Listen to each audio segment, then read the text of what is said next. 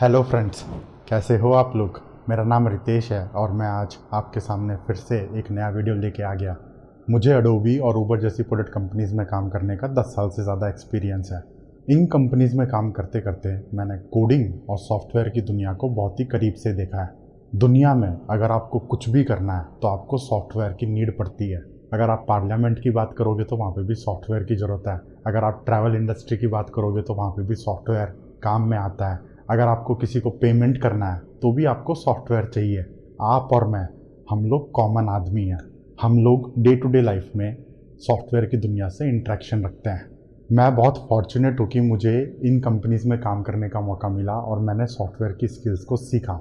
पिछले 10 सालों में मैंने जो भी सीखा है मैं आप लोगों को सिखाना चाह रहा हूँ। जिन बंदों का सॉफ्टवेयर में इंटरेस्ट है, जो बंदे अपना करियर सॉफ्टवेयर की दुनिया में बनाना चाहते हैं, ये चैनल उन्हीं के लिए है। आप सब लोगों का कोडिंग की दुनिया में स्वागत है। अब आप कोडिंग की दुनिया में तो आ गए, लेकिन चल क्या रहा है इस दुनिया के अंदर।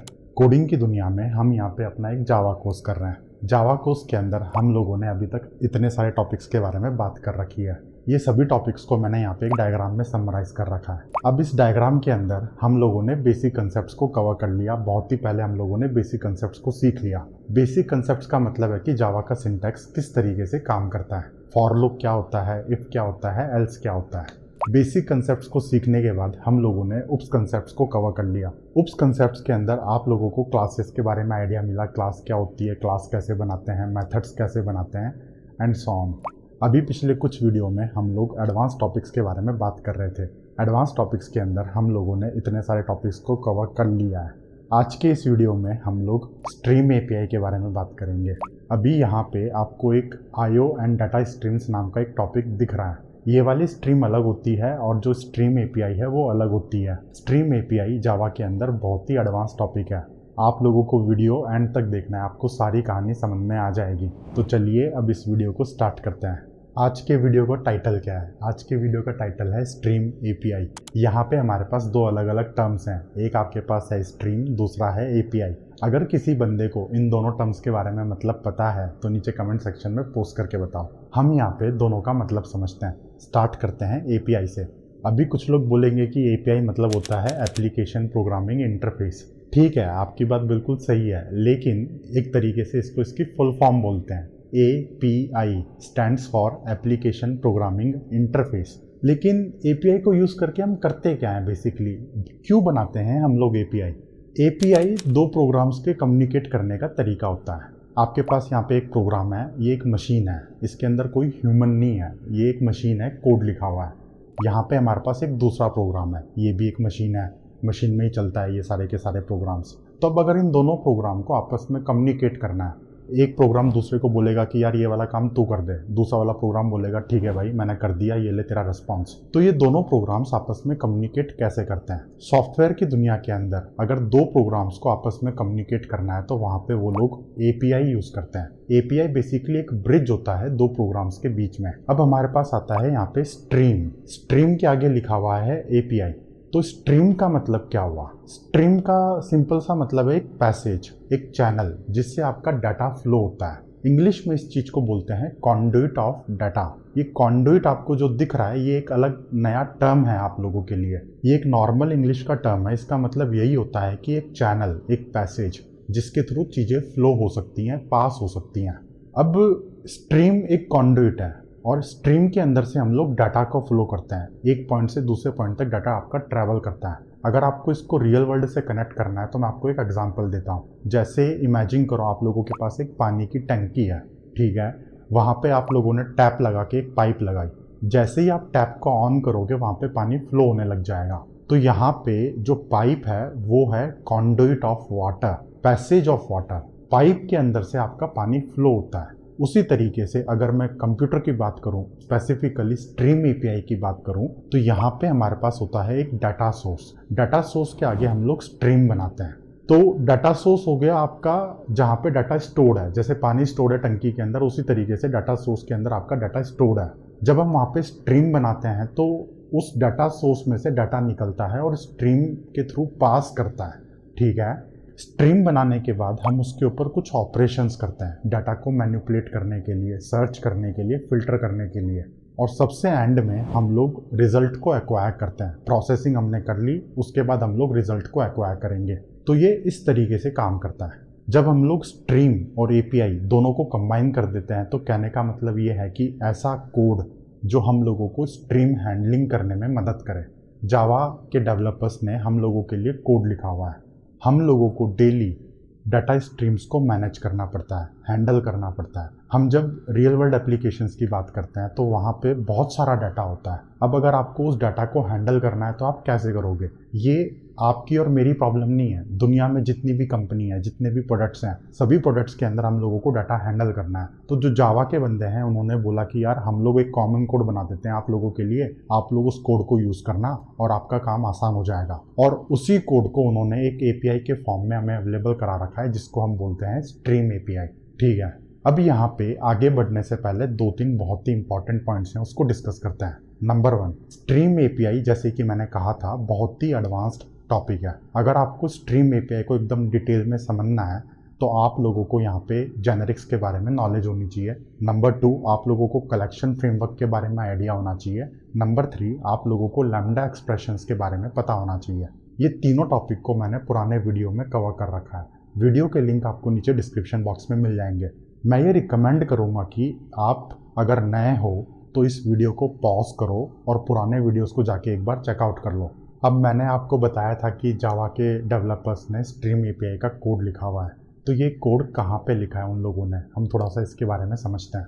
स्ट्रीम एपीआई का सारा कोड आपको java.util.stream पैकेज के अंदर मिलता है। मैंने यहाँ पे अपनी आईडी ओपन कर ली है, आप भी करके मेरे साथ देखो। आईडी ओपन करने के बाद मेरे पास यहाँ पे सिंपल सी एक मेन क्लास है। मैंने अभी तक कोई भी कोड नहीं लिखा है। यहाँ पे लेफ्ट साइड में आपको एक एक्सटर्नल लाइब्रेरी दिख रहा है। अगर आप इसको एक्सपेंड करोगे तो यहाँ पे आपको 21 दिख रहा है। मैंने जावा वर्जन 21 इंस्टॉल कर रखा है। अगर आपने कोई दूसरा वर्जन इंस्टॉल करा है तो आपको वो वाला नंबर यहाँ पे दिखेगा। 21 को एक्सपेंड करने के बाद यहाँ पे हमारे पास एक बेस मॉड्यूल होता है। बेस मॉड्यूल को एक्सपेंड करने के बाद हमारे पास यहाँ पे एक जावा पैकेज होता है। जावा पैकेज को एक्सपेंड करने के बाद हमारे पास यहाँ पे एक यूटिल पैकेज है। यूटिल पैकेज के अंदर हमारे पास स्ट्रीम पैकेज है। स्ट्रीम पैकेज के अंदर हमारे पास स्ट्रीम एपीआई का सारा कोड अवेलेबल है। इस कोड के अंदर बेसिकली कुछ इंटरफेसेस हैं, कुछ क्लासेस हैं। जब हम एपीआई की बात करते हैं तो हम बेसिकली इंटरफेसेस को यूज़ करते हैं। इंटरफेसेस के अंदर जो भी मेथड्स होते हैं हम अपने प्रोग्राम में उन मेथड्स को कॉल करते हैं। अभी हम कोड लिख के देखेंगे तो आपको सारी कहानी समझ में आ जाएगी। अब हम थोड़ा और आगे बढ़ते हैं, कहानी पे बिल्डअप करते हैं। यहाँ पे हमारे पास डाटा सोर्स है, उसके ऊपर हमने स्ट्रीम बनाई तो स्ट्रीम बन गई, फिर हम ऑपरेशंस करते हैं और फाइनली हम लोगों को रिजल्ट मिलता है। तो डाटा सोर्स को थोड़ा सा डिटेल में समझते हैं। डाटा सोर्स मतलब क्या? स्ट्रीम एपीआई के कंटेक्स्ट में डाटा सोर्स मतलब होता है आपका कोई एक कलेक्शन या फिर एरे। कलेक्शन के अंदर हम लोग बेसिकली ऑब्जेक्ट्स को स्टोर करते हैं। हमारे पास एक सिंगल ऑब्जेक्ट है तो उसको हम वेरिएबल में असाइन कर सकते हैं, लेकिन अगर हमारे पास हज़ारों ऑब्जेक्ट्स हैं तो हम लोग उसको किसी कलेक्शन में स्टोर करके रखते हैं, जैसे कि लिस्ट हो गया, सेट हो गया, क्यू हो गई। उस कलेक्शन के ऊपर हम लोग स्ट्रीम बनाते हैं। स्ट्रीम बनाने के बाद हम लोग स्ट्रीम पे ऑपरेशन करते हैं और फाइनली हम लोग रिजल्ट को एक्वायर करते हैं, रिजल्ट को कैलकुलेट करते हैं। इसी तरीके से आप लोग एरे के ऊपर भी स्ट्रीम बना सकते हो। एरे भी बेसिकली आपका एक डाटा ही है। वहाँ पे एक से ज़्यादा ऑब्जेक्ट्स को आप स्टोर कर सकते हो एरे के अंदर। एरे की एक फिक्स साइज़ होती है। जैसे आपने 100 लेंथ का एरे बना दिया, उसके अंदर आपके पास 100 ऑब्जेक्ट्स हैं। अगर आप उसके ऊपर स्ट्रीम बनाते हो तो 1 बाय 1 करके आपके ऑब्जेक्ट्स स्ट्रीम से पास होते हैं और जो भी ऑपरेशंस आपने लिखे हुए हैं वो सारे के सारे ऑपरेशंस उन ऑब्जेक्ट्स के ऊपर लगते हैं, अप्लाई होते हैं एंड फाइनली हमें रिजल्ट मिलता है। ये सेम कंसेप्ट आपका एरे और कलेक्शन दोनों पे अप्लाई होता है। अगर आपने किसी भी डाटा सोर्स के ऊपर स्ट्रीम बनाई है तो वहाँ पे 1 बाय 1 करके आपके ऑब्जेक्ट्स निकलते हैं डाटा सोर्स के अंदर से। उन ऑब्जेक्ट्स के ऊपर कुछ ऑपरेशंस होता है और फाइनली हमें रिजल्ट मिलता है। ओके, अब हम लोग थोड़ा और आगे बढ़ते हैं और स्ट्रीम के ऊपर आप किस किस टाइप के ऑपरेशंस कर सकते हो उस पर थोड़ा सा डिस्कशन करते हैं। स्ट्रीम तो आपने बना दी, लेकिन क्या क्या ऑपरेशंस करोगे उसके ऊपर? ठीक है सर, बताओ। नंबर 1, ऑपरेशंस आपके यहाँ पे 2 टाइप के होते हैं। एक को हम बोलते हैं इंटरमीडिएट ऑपरेशन, दूसरे होते हैं आपके पास टर्मिनल ऑपरेशन। इंटरमीडिएट आपको नाम से समझ में आ रहा होगा कि ये बीच के ऑपरेशंस होते हैं। ये आपकी स्ट्रीम को ख़त्म नहीं करते हैं, कंज्यूम नहीं करते हैं, टर्मिनेट नहीं करते हैं। इंटरमीडिएट ऑपरेशंस बेसिकली 3 टाइप के होते हैं। नंबर 1, आप डाटा को फिल्टर कर सकते हो। कैसे करेंगे अभी हम कोड लिख के देखेंगे, फिलहाल आप कंसेप्ट के ऊपर ध्यान दो। नंबर 2, आप डाटा के ऊपर मैप कर सकते हो। अगर आपके पास इंटीजर है और अगर आपको स्ट्रिंग में कन्वर्ट करना है तो आपने डाटा को ट्रांसफॉर्म कर दिया, मैप कर दिया, ठीक है। नंबर 3, आप डाटा को सॉर्ट कर सकते हो। अगर आपके पास कोई कलेक्शन है जो कि सॉर्टेड ऑर्डर में नहीं है तो आप उसके ऊपर सॉर्टिंग लगा सकते हो, फिर उसके आगे जो भी काम चलेगा वो सॉर्टेड ऑर्डर में चलेगा, ठीक है। अब हम लोग टर्मिनल ऑपरेशंस के बारे में बात करते हैं। टर्मिनल ऑपरेशंस बेसिकली आपके स्ट्रीम को कंज्यूम करते हैं। जब आप एक बार स्ट्रीम को कंज्यूम कर लेते हो उसके ऊपर कोई दूसरा काम नहीं हो सकता। आप कितने भी इंटरमीडिएट ऑपरेशंस लगा सकते हो। आपने एक स्ट्रीम बनाई, उसके ऊपर आपने फिल्टर लगा दिया, फिर मैप लगा दिया, फिर दूसरा मैप लगा दिया, कोई दिक्कत नहीं है। यहाँ पे आपकी स्ट्रीम टर्मिनेट नहीं होती है। लेकिन जहाँ पे आप टर्मिनल ऑपरेशन यूज़ करोगे वहाँ पे आपकी स्ट्रीम टर्मिनेट हो जाती है, ख़त्म हो जाती है, कंज्यूम हो जाती है। मोटे मोटे तरीके से ये एक बहुत बड़ा डिफरेंस होता है टर्मिनल और इंटरमीडिएट ऑपरेशंस में। टर्मिनल ऑपरेशंस कितने टाइप के होते हैं? नंबर 1, आप पूरे स्ट्रीम में कितने एलिमेंट्स उसको काउंट कर सकते हो, ठीक है। आप मिनिमम निकाल सकते हो, आप मैक्सिमम निकाल सकते हो। आप स्ट्रीम के सारे ऑब्जेक्ट्स को किसी एक कंटेनर में कलेक्ट कर सकते हो। कलेक्ट करना बहुत ही इंपॉर्टेंट टर्मिनल ऑपरेशन है। ये सारी चीज़ों को हम लोग कोड में लिख के देखेंगे। आपके पास एक डाटा सोर्स है, एक कलेक्शन है, आपने एक स्ट्रीम बनाई, कुछ डाटा मैनिपुलेशन करा, डाटा प्रोसेसिंग करी, उसके बाद आपने उसको कंटेनर में कलेक्ट कर लिया। तो कलेक्ट करना बहुत ही इंपॉर्टेंट है, मैं आपको समझाने वाला हूँ इस चीज़ को। फिर सबसे लास्ट में हम लोग रिड्यूस कर सकते हैं, ठीक है। मुझे उम्मीद है आपको इंटरमीडिएट और टर्मिनल ऑपरेशंस के बारे में क्लैरिटी मिली होगी। तो अभी तक मैंने जो भी डिस्कस करा है वो इंडिविजुअल पीसेस को मैं एक सिंगल पिक्चर में पुट करके बताता हूँ आप लोगों को किस तरीके से ये कंसेप्ट काम करता है। मेरे पास यहाँ पे एक कलेक्शन है। इमेजिन करो मेरे पास एक लिस्ट ऑफ इंटीजर्स है। यहाँ पे मेरे पास 5-6 इंटीजर्स हैं। जैसे ही मैं इस कलेक्शन के ऊपर स्ट्रीम बनाऊँगा, मेरी एक स्ट्रीम बन गई। यहाँ से मेरे इंटीजर्स फ्लो होना स्टार्ट हो जाएंगे। एक एक करके आपके कलेक्शन से इंटीजर बाहर निकलता है और वो स्ट्रीम के अंदर जाता है। उसके ऊपर हम कुछ ऑपरेशन लगाते हैं। इमेजिन करो मैंने यहाँ पे सबसे पहले एक फ़िल्टर ऑपरेशन लगाया। मुझे नेगेटिव नंबर्स को हटाना है, ठीक है। तो ये स्ट्रीम के ऊपर एक फ़िल्टर ऑपरेशन लग गया तो एक नई स्ट्रीम क्रिएट हो जाएगी। फिर आप इमेजिन करो कि मैंने यहाँ पे फ़िल्टर के बाद मैप करा, इंटीजर को मैंने उसके स्ट्रिंग रिप्रेजेंटेशन में मैप कर दिया। तो यहाँ पे आपकी एक अलग स्ट्रीम बनती है। और फाइनली आप ये इमेजिन करो मैंने सभी नंबर्स को एक लिस्ट में कलेक्ट कर लिया। तो ये मेरा एक टर्मिनल ऑपरेशन हो गया। जब ये प्रोग्राम एग्जीक्यूट होता है तो ये किस तरीके से काम करता है? सबसे पहले मेरे पास फर्स्ट नंबर बाहर निकलेगा, वो स्ट्रीम में गया, फिर वो फिल्टर ऑपरेशन में जाएगा। अगर वो पॉजिटिव नंबर है तो वो पास हो गया, फिर वो मैप में गया। मैप में जाने के बाद उस इंटीजर को स्ट्रिंग में कन्वर्ट कर दिया जाएगा और फाइनली वो आपके लिस्ट में कलेक्ट हो गया। इसी तरीके से आपका सेकंड नंबर बाहर निकलेगा। अगर वो नेगेटिव नंबर है तो वो फिल्टर आउट होकर बाहर निकल जाएगा पहले ही, वो मैप के अंदर जाएगा ही नहीं। फिल्टर ऑपरेशन में मैंने ये लिखा है कि जो पॉजिटिव नंबर है मुझे वही चाहिए, तो अगर वो नेगेटिव है तो वो आगे पास नहीं होगा। ये एक इम्पॉर्टेंट पॉइंट है। इसी तरीके से कलेक्शन के अंदर जितने भी इंटीजर्स हैं, सारे के सारे इंटीजर्स पे इंडिविजुअली ये सारे ऑपरेशंस अप्लाई किए जाते हैं, ठीक है। अब हम कोड में चलते हैं और ये सारे के सारे कंसेप्ट्स को कोड में अप्लाई करके समझते हैं। मैंने यहाँ पे अगेन अपनी आईडी ओपन कर ली है, आप भी करो मेरे साथ, कोड लिख लिख के देखो। आईडी ओपन करने के बाद मेरे पास यहाँ पे एक सिंपल सी मेन क्लास है, मेन मेथड है। मेन मेथड के अंदर हम लोग कोड लिखना स्टार्ट करते हैं। सबसे पहले मैं यहाँ पे एक लिस्ट बनाता हूँ, लिस्ट ऑफ इंटीजर, लिस्ट का कोई नाम is equal to new array list. फिर इसके अंदर मुझे कुछ इंटीजर्स को ऐड करना है। मैं यहाँ पे 5-6 इंटीजर्स को ऐड कर देता हूँ। कुछ मेरे पास पॉजिटिव इंटीजर्स हैं, कुछ नेगेटिव इंटीजर्स हैं, ठीक है। अभी ये जो कोड लिखा है मैंने, ये 7-8 लाइनों का कोड है। इसको मैं सिंप्लीफाई कर सकता हूँ इस तरीके से। मैं यहाँ पे लिस्ट लिखूंगा डॉट लगा के ऑफ, उसके अंदर मैं यहाँ पे 5-6 इंटीजर्स को पास कर देता हूँ। तो यहाँ पे भी वही काम होगा जो हम पहले कर रहे थे। पहले हम न्यू ऑपरेटर यूज़ करके एरे लिस्ट बनाया, फिर हमने उसके ऊपर ऐड मेथड को कॉल करा। लिस्ट डॉट ऑफ एक हमारे पास यूटिलिटी मेथड है। ये मेथड वही करता है कि जितने भी इंटीजर्स मैंने यहाँ पे पास करें उसको एक लिस्ट में कन्वर्ट करके हमें उसने एक लिस्ट दे दी, ठीक है। अब ये हमारे पास एक कलेक्शन है। अब हमें यहाँ पे इस कलेक्शन के ऊपर स्ट्रीम बनानी है। कलेक्शन के ऊपर स्ट्रीम किस तरीके से बनाते हैं हम उसको समझते हैं। हमारे पास यहाँ पे एक कलेक्शन इंटरफेस होता है। मैं यहाँ पे कलेक्शन इंटरफेस को ओपन करता हूँ। ये मैंने यहाँ पे कलेक्शन इंटरफेस ओपन कर लिया। ओपन करने के बाद अगर मैं स्क्रॉल करके सबसे नीचे जाता हूँ तो यहाँ पे मेरे पास 2 बहुत ही इंपॉर्टेंट मेथड्स हैं। इन दोनों मेथड्स को यूज़ करके हम लोग स्ट्रीम बना सकते हैं। एक हमारे पास सिक्वेंशियल स्ट्रीम होती है, दूसरी हमारे पास पैरेलल स्ट्रीम होती है। अभी हम लोग सिक्वेंशियल स्ट्रीम की बात कर रहे हैं। वीडियो के एंड में हम लोग पैरेलल स्ट्रीम के बारे में डिस्कशन करेंगे। तो ये स्ट्रीम एक सिंपल सा मेथड है। इसको अगर मैं अपने लिस्ट पे कॉल करूँगा तो मेरे को एक स्ट्रीम मिल जाएगी। मैं वापस से अपने मेन मेथड के अंदर आता हूँ। यहाँ पे मेरे पास जो लिस्ट का ऑब्जेक्ट है, इसके ऊपर मैं स्ट्रीम मेथड को कॉल करता हूँ, तो मेरे पास यहाँ पे एक स्ट्रीम ऑब्जेक्ट बन गया। ठीक है, अभी तक मेरे को यहाँ पे सिर्फ स्ट्रीम क्रिएट हुई है। इस स्ट्रीम के ऊपर मैंने कोई ऑपरेशन नहीं परफॉर्म करा है। जैसे मैंने आपको पानी का एग्जांपल दिया था, अगर मैं टैंक के ऊपर टैप को लगा के पाइप लगाता हूँ तो वो एक तरीके से स्ट्रीम क्रिएट करने का मतलब है। जैसे ही मैं टैप को ऑन करूँगा पानी फ्लो होना स्टार्ट हो जाएगा। तो जैसे ही मैं इस प्रोग्राम को रन करूँगा मेरे कलेक्शन में से इंटीजर्स बाहर निकलना स्टार्ट हो जाएंगे, लेकिन उसके लिए मुझे यहाँ पे कुछ ऑपरेशंस परफॉर्म करने पड़ेंगे। सबसे पहले मैं यहाँ पे एक फ़िल्टर ऑपरेशन परफॉर्म करता हूँ। नेगेटिव नंबर्स को मैं हटा देता हूँ। स्ट्रीम ऑब्जेक्ट के ऊपर मैं फ़िल्टर मेथड को कॉल करके यहाँ पे एक लैम्डा पास कर सकता हूँ। मैंने यहाँ पे एक लैम्डा लिख दी जो नेगेटिव वैल्यूज़ को हटा देता है, सिर्फ पॉजिटिव वैल्यूज़ को ही आगे जाने देता है। ठीक है, अब इसके ऊपर मैं एक दूसरा ऑपरेशन परफॉर्म कर सकता हूँ। अगर मुझे इस इंटीजर को उसके स्ट्रिंग रिप्रेजेंटेशन में कन्वर्ट करना है तो मैं यहाँ पे डॉट मैप लगा के वापस से एक लैम्डा पास कर देता हूँ, और ये लैम्डा क्या करेगा, एक इंटीजर को लेगा, एरो ऑपरेटर लगा के स्ट्रिंग डॉट वैल्यू ऑफ वो इंटीजर। तो ये इंटीजर अब आपका स्ट्रिंग में बदल गया।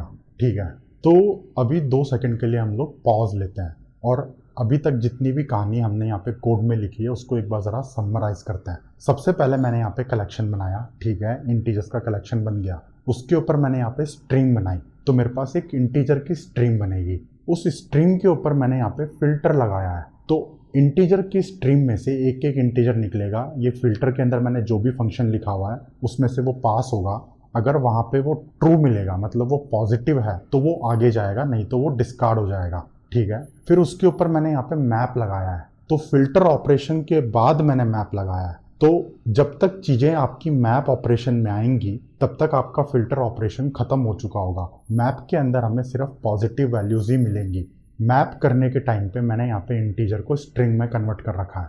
तो इसके आगे जब आपका कोड बढ़ेगा तो वहाँ पे इंटीजर की स्ट्रीम नहीं होगी, वहाँ पे स्ट्रिंग की स्ट्रीम होगी। जब आप मैप यूज़ करके किसी डाटा को कन्वर्ट करते हो, जैसे हमने यहाँ पे इंटीजर को स्ट्रिंग में कन्वर्ट कर रखा है, तो आपका स्ट्रीम का टाइप बदल जाता है। ये तो ऑब्वियस सी बात है ना। पहले हमने इंटीजर पे बनाया था तो वो इंटीजर्स चल रहे थे, अब हमने इंटीजर को स्ट्रिंग में कन्वर्ट कर दिया तो वो आगे स्ट्रिंग की तरह चलेंगे। ठीक है, और सबसे लास्ट में मैं इन सभी चीज़ों को कलेक्ट कर सकता हूँ एक कंटेनर के अंदर। कलेक्ट करने के लिए हमारे पास यहाँ पे एक कलेक्ट मेथड होता है। आप स्ट्रिंग के ऊपर कलेक्ट मेथड को कॉल करो, उसके अंदर आप लिखो कलेक्टर्स डॉट टू लिस्ट। इसको मैंने एक लिस्ट वेरिएबल में असाइन कर दिया। ठीक है, अब हम लोग इस लिस्ट को प्रिंट करके देखते हैं। प्रिंट करने के लिए सिंपल सा आप system dot out dot print line को यूज़ करो, उसके अंदर लिस्ट पास कर दो। ओके, अब हम प्रोग्राम को रन करते हैं। जैसे ही मैंने यहाँ पे प्रोग्राम को रन करा, आपको ये वाला आउटपुट मिल रहा है। सबसे पहले यहाँ पे हमें कोई नेगेटिव वैल्यू नहीं मिली है। फिल्टर ऑपरेशन ने सारे नेगेटिव वैल्यूज़ को हटा दिया है। और सबसे इम्पॉर्टेंट, यहाँ पे हम लोगों को स्ट्रिंग मिली है, इंटीजर नहीं मिला है।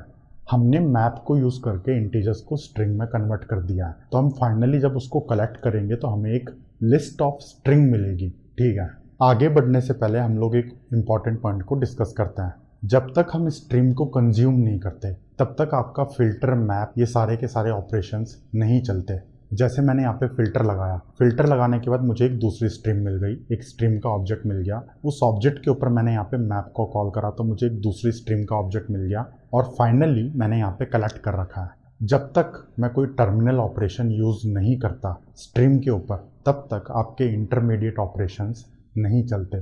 टेक्निकली इस चीज़ को बोलते हैं लेज़ी प्रोसेसिंग। अब हम लोग एक दूसरा एग्जांपल लेके देखते हैं। इमेजिन करो आप लोगों के पास एक लिस्ट ऑफ इंटीजर्स है, उसके अंदर आपके पास नेगेटिव वैल्यूज़ भी हैं, पॉजिटिव वैल्यूज़ भी हैं। आप लोगों को नेगेटिव वैल्यूज़ को फिल्टर करके पॉजिटिव वैल्यू में से जो मिनिमम वैल्यू है वो निकालनी है। आप इसको कैसे करोगे? स्ट्रीम एपीआई को यूज़ करके हमें ये काम करना है। सबसे पहले हम लोग यहाँ पे एक लिस्ट ऑफ इंटीजर्स बनाते हैं, उसके अंदर मैंने यहाँ पे 5-6 वैल्यूज़ को ऐड कर दिया है। यहाँ पे कुछ पॉजिटिव वैल्यू भी है, कुछ नेगेटिव वैल्यूज़ भी हैं। सबसे पहले हमें यहाँ पे नेगेटिव वैल्यूज़ को हटाना है। इसके लिए हम लोग फ़िल्टर ऑपरेशन को यूज़ करते हैं। लिस्ट के ऊपर मैं यहाँ पे स्ट्रीम को कॉल करूँगा तो मेरे को एक स्ट्रीम मिल जाएगी। स्ट्रीम के ऊपर मैंने यहाँ पे फ़िल्टर लगाया, उसके अंदर मैंने यहाँ पे एक लैम्डा को पास कर दिया। फिर उसके बाद मेरे को पॉजिटिव नंबर्स की एक स्ट्रीम मिलेगी। उसके ऊपर मैं यहाँ पे डायरेक्टली मिनिमम को कॉल करके मेरे को यहाँ पे एक मिनिमम वैल्यू मिल गई।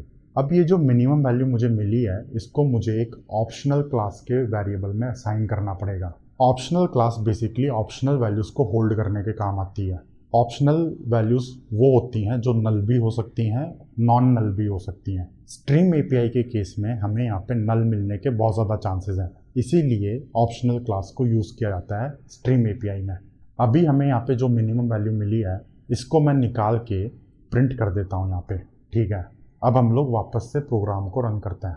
जैसे ही मैं यहाँ पे प्रोग्राम को रन करूँगा, मुझे यहाँ पे करेक्ट आउटपुट दिख रहा है। अभी यहाँ पे 2-4 इंपॉर्टेंट पॉइंट्स हैं, उसको डिस्कस करते हैं। जैसे कि मैंने कहा था, ऑप्शनल क्लास बहुत इंपॉर्टेंट है। क्यों इंपॉर्टेंट है इसको समझते हैं। इमेजिन करो अभी मेरे पास जो लिस्ट है, इसके अंदर मैंने 5-6 इंटीजर्स को ऐड कर रखा है। अब एक काम करते हैं, मैं सारे इंटीजर्स को डिलीट कर देता हूँ। अब मेरे पास जो लिस्ट है वो तो एम्प्टी है, उसके अंदर तो एक भी एलिमेंट नहीं है। तो उसके अंदर मिनिमम वैल्यू क्या होगी? कुछ भी नहीं होगा, नल होगा वहाँ पे।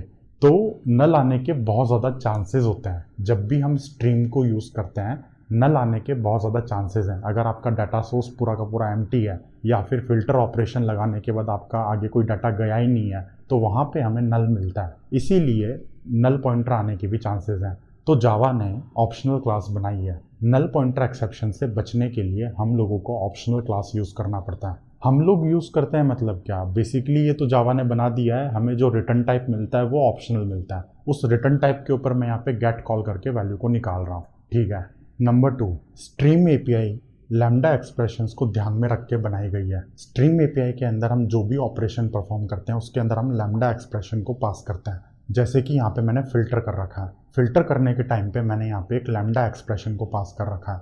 Lambda expression basically anonymous methods होते हैं। इस मेथड का काम क्या है? इस मेथड का काम बिल्कुल सिंपल सा है। एक वो इंटीजर को लेता है और बूलियन रिटर्न करता है। अगर आपका इंटीजर पॉजिटिव है तो वो ट्रू रिटर्न करेगा, अगर आपका इंटीजर नेगेटिव है तो वो फॉल्स रिटर्न करेगा। मैं यहाँ पे एक बार फिल्टर मेथड को ओपन करके दिखाता हूँ। ओपन करने के लिए आप यहाँ पे कंट्रोल क्लिक करो। जैसे ही आप क्लिक करोगे, यहाँ पे फिल्टर मेथड की डेफिनेशन ओपन हो गई। इसके अंदर अगर आप ध्यान से देखोगे तो ये एक आर्ग्यूमेंट को लेता है जिसका टाइप है प्रेडिकेट। हम लोग यहाँ पे प्रेडिकेट को ओपन करते हैं। प्रेडिकेट सबसे पहले आपका एक फंक्शनल इंटरफेस है।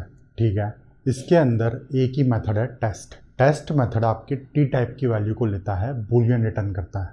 हमारा यूज़ केस भी यही है। हमारे पास यहाँ पे टी इंटीजर है और हमें यहाँ पे बूलियन रिटर्न करना है। अगर इंटीजर पॉजिटिव है तो ट्रू रिटर्न करना है, नहीं तो फॉल्स रिटर्न करना है। हम लोग वापस से अपनी मेन क्लास के अंदर आते हैं। अगर आप यहाँ पे फिल्टर के अंदर जो मैंने पास कर रखा है उसको ध्यान से देखोगे तो मैंने यहाँ पे लिखा है एन।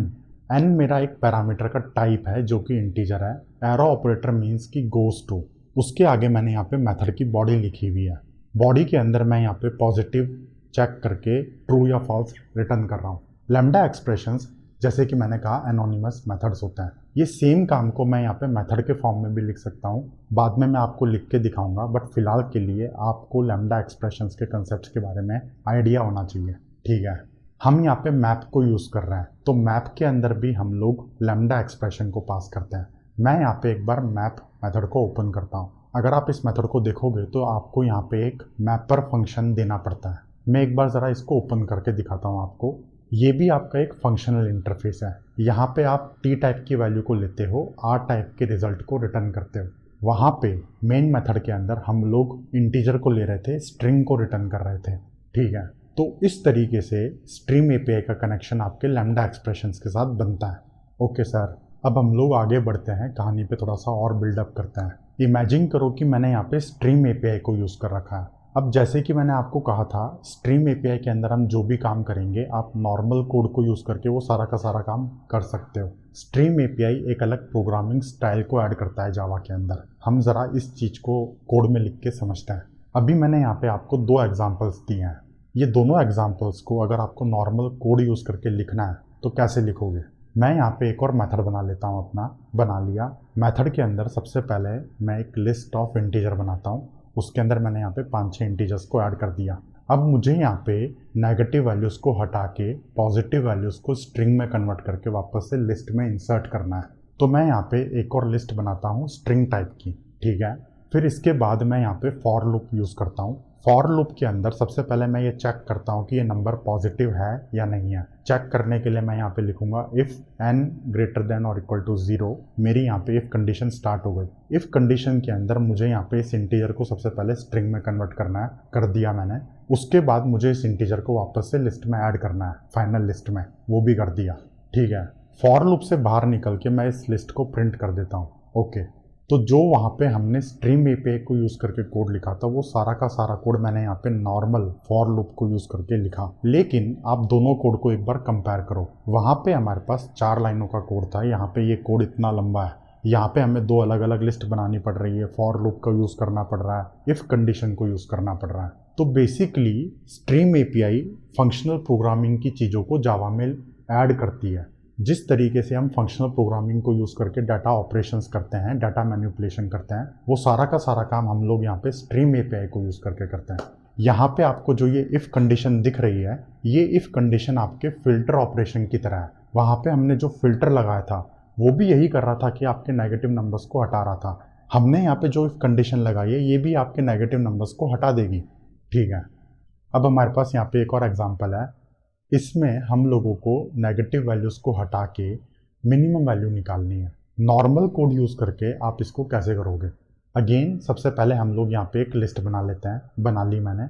इसके बाद मैं यहाँ पे एक इंटीजर मिनिमम टाइप का एक वेरिएबल बनाता हूँ। इसके अंदर मेरे को करंट मिनिमम वैल्यू स्टोर्ड है। अभी तक मैंने किसी भी एलिमेंट को चेक नहीं करा। तो सबसे पहले आपकी मिनिमम वैल्यू क्या होगी? सबसे पहले आपकी मिनिमम वैल्यू होगी जो भी मैक्सिमम वैल्यू है, इंटीजर डॉट मैक्स वैल्यू, ठीक है। इसके बाद मैं यहाँ पे फॉर लूप को यूज़ करता हूँ। फॉर लूप की बॉडी स्टार्ट कर दी मैंने। अगेन मुझे यहाँ पे चेक करना है कि नंबर पॉजिटिव है या नहीं है। उसके लिए मैं यहाँ पे लिखूंगा इफ़ n ग्रेटर देन और इक्वल टू 0। इफ़ की बॉडी स्टार्ट हो गई। अब अगर मेरा नंबर पॉजिटिव है तो क्या ये नंबर छोटा है या जो मेरा करंट मिनिमम है वो छोटा है? दोनों को चेक करने के लिए मैं यहाँ पे सिंपल इस तरीके से कोड लिख सकता हूँ, minimum is equal to math dot min of n comma minimum. अगर n मिनिमम होगा तो मिनिमम के अंदर वो असाइन हो जाएगा। अगर मिनिमम ऑलरेडी मिनिमम है तो वो वैसा का वैसा रहेगा, चेंज नहीं होगा, ठीक है। अब सबसे लास्ट में हम लोग यहाँ पे मिनिमम वैल्यू को प्रिंट कर देते हैं, ओके। यहाँ पे अगेन मैंने इफ़ कंडीशन को यूज़ कर रखा है। ये इफ़ कंडीशन आपके फिल्टर ऑपरेशन की तरह है, ये आपके नेगेटिव वैल्यूज़ को हटा देगा। उसके बाद मैंने यहाँ पे minimum is equal to math dot min n comma minimum लिखा हुआ है। ये आपका फाइनल रिडक्शन ऑपरेशन है। जिस तरीके से हमने ऊपर मिनिमम को कॉल करा डायरेक्टली, उससे हमें मिनिमम वैल्यू मिल गई, उसी तरीके से ये जो स्टेटमेंट है ये आपके मिनिमम वैल्यू को फाइंड कर रहा है, ओके। अब हम लोग ये नए वाले कोड को एक बार ज़रा रन करके देखते हैं। रन करने के बाद दोनों का आउटपुट बिल्कुल सही है। स्ट्रीम एपीआई को यूज़ करके हमने जो भी कोड लिखा था वो सारे के सारे कोड को हमने यहाँ पे नॉर्मल कोड में कन्वर्ट कर दिया। ये आपकी फंक्शनल प्रोग्रामिंग नहीं है। ऊपर जो स्ट्रीम एपीआई में कोड लिखा हुआ है वो आपकी फंक्शनल प्रोग्रामिंग है। तो मुझे उम्मीद है कि आपको स्ट्रीम एपीआई की पावर के बारे में आइडिया मिला होगा, फंक्शनल प्रोग्रामिंग कितनी पावरफुल चीज़ है। नॉर्मल कोड को यूज़ करने में हमें यहाँ पे 5, 6, 7, 8 लाइनों का कोड लिखना पड़ रहा है। नॉर्मल स्ट्रीम एपीआई में हमें 3 लाइनों में काम चल जा रहा है, list dot stream dot filter dot map dot collect, बस काम खत्म, ठीक है। अब हम लोग आगे बढ़ते हैं और स्ट्रीम एपीआई के कुछ एग्जांपल्स को लेके देखते हैं, कोड लिख के देखते हैं, सिंटैक्स के साथ थोड़ा सा कंफर्टेबल हो जाते हैं। यहाँ पे मेरे पास 4-5 क्वेश्चंस हैं। ये 4-5 क्वेश्चंस को मैं यहाँ पे स्ट्रीम एपीआई यूज़ करके सॉल्व करने वाला हूँ। आप लोग प्रैक्टिस के लिए इसको दोनों तरीके से सॉल्व करो, स्ट्रीम एपीआई को भी यूज़ करो और नॉर्मल कोड को भी यूज़ करो, आपकी दोनों में प्रैक्टिस हो जाएगी। एक काम करते हैं, एग्जांपल्स के लिए मैं यहाँ पे एक नई क्लास बना लेता हूँ। नई क्लास बनाने के लिए एसआरसी पे जाओ, राइट क्लिक करो, न्यू जावा क्लास। क्लास का नाम हम दे देते हैं स्ट्रीम एपीआई एग्जांपल्स, ठीक है। इसके अंदर मैं मेन मेथड बना लेता हूँ, बना लिया। सबसे पहला क्वेश्चन है हमारे पास एक एरे है जिसके अंदर हमारे पास ईमेल आईडीज़ हैं। हमें ऐसी ईमेल आईडी का पता लगाना है जो जीमेल से एंड होती हो और उन सबको सॉर्ट करके फाइनली उनको प्रिंट करना है, ठीक है। अब मैं यहाँ पे सबसे पहले एग्जाम्पल का कोड लिखना स्टार्ट करता हूँ। मेन मेथड के अंदर मैं कोड नहीं लिखता, मैं एक अलग से मेथड बना लेता हूँ इसके लिए। इसका रिटर्न टाइप क्या होगा? वॉइड, स्टैटिक मेथड है, इसका एक्सेस मॉडिफायर है प्राइवेट, ठीक है। मेथड यहाँ पे बन के तैयार हो गया है। मेथड की बॉडी के अंदर हम लोग कोड लिखना स्टार्ट करते हैं। सबसे पहले मैं यहाँ पे एक स्ट्रिंग एरे बनाता हूँ। उसके अंदर मैंने यहाँ पे 5-6 ईमेल आईडीज़ को ऐड कर रखा है, ठीक है। अब यहाँ पे कुछ ईमेल आईडीज़ ऐसी हैं जो gmail.com से एंड होती हैं, कुछ ईमेल आईडी ऐसी हैं जो gmail.com से एंड नहीं होती हैं। और मैंने यहाँ पे ये जो ईमेल आईडीज़ को ऐड करा है ये आपके सॉर्टेड ऑर्डर में नहीं है। तो फाइनली हमें यहाँ पे सॉर्टेड ऑर्डर भी चाहिए और सिर्फ जीमेल वाली आईडीज़ चाहिए। तो उसके लिए हम लोग क्या करेंगे, हमने यहाँ पे कलेक्शन के ऊपर स्ट्रीम बनाया था, हम यहाँ पे एरे के ऊपर स्ट्रीम बनाएंगे।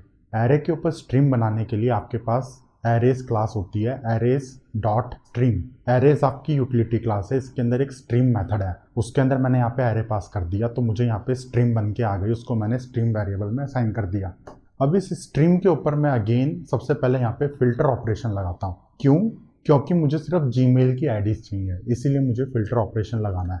मैंने यहाँ पे फिल्टर लिखा, उसके अंदर मैंने यहाँ पे एक लैम्डा पास कर दी, s goes to s dot ends with @gmail.com।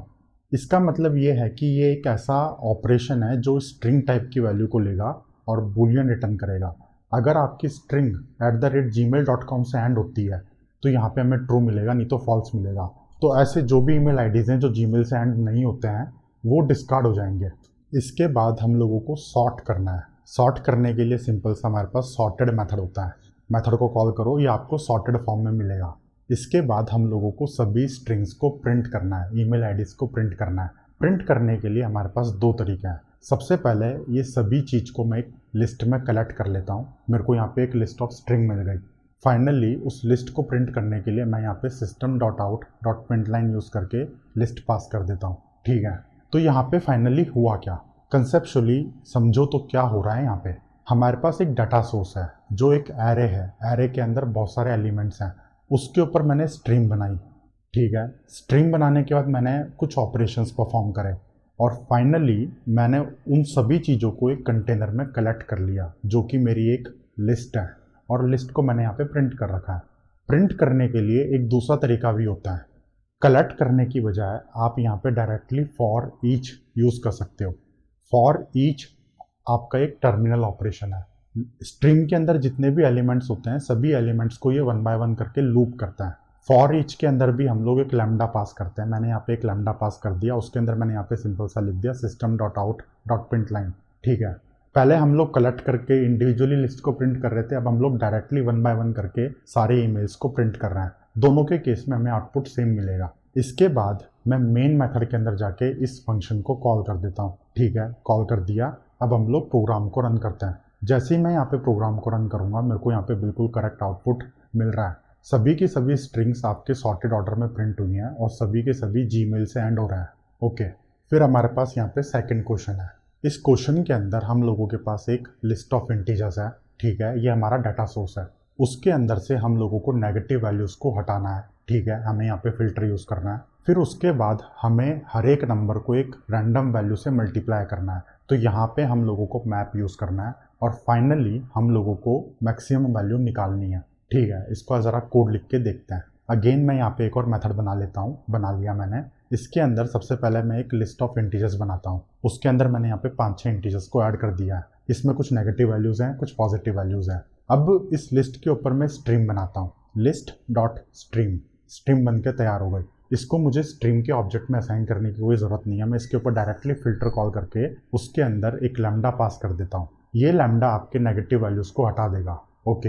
अब फिल्टर यूज़ करने के बाद जो भी वैल्यूज़ आगे जाएंगी वो आपकी सिर्फ पॉजिटिव वैल्यू होंगी। अब हमें यहाँ पे मैप करना है और किसी एक रैंडम वैल्यू से मल्टीप्लाई करना है, तो मैं यहाँ पे डॉट मैप लिख के इसके अंदर एक लैम्डा पास कर देता हूँ। ये लैम्डा क्या करेगा, ये आपके इंटीजर को लेगा, n goes to n multiply by math dot random.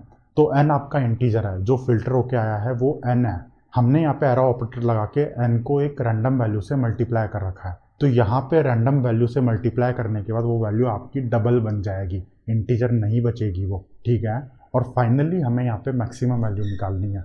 Maximum value निकालने के लिए मैं यहाँ पे डॉट मैक्सिमम लगा के मैक्सिमम वैल्यू निकाल देता हूँ। ये जो रिजल्ट मिलेगा मुझे, ये आपको ऑप्शनल क्लास के वेरिएबल में असाइन करना पड़ेगा, ठीक है।